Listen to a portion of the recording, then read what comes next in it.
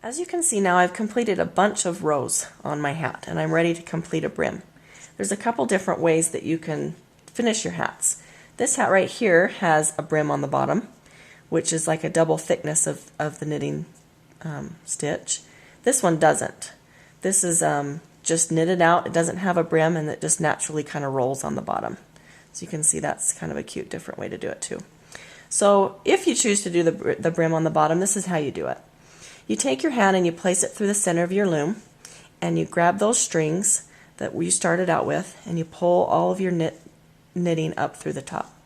Take your strings or strands of yarn and wrap them around the tack just so that it will hold it for a second.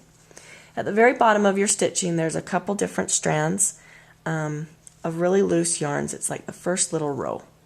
And you just grab each one of those and loop them up over the top of the pegs. You can see that the knitting has kind of these little arrows and lines that kind of point up through the center of each peg, and that's how you can tell you're doing it correctly.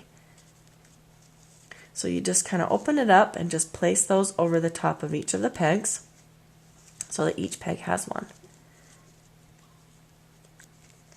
After we do this, we're going to be ready to knit off. And so that shows you that this process that we're doing now takes the place of the wrapping that we were doing before, and it gives you 2 rows of yarn on each of your pegs, so you're ready to knit off again and continue knitting your hat. Be sure that each of your pegs has one of those loops on it so that each of your pegs now has 2 rows. So now I'm just going to take my pick tool again and I'm going to take the bottom wrap and hook it up over the top, and that's going to lock this little folded brim into place.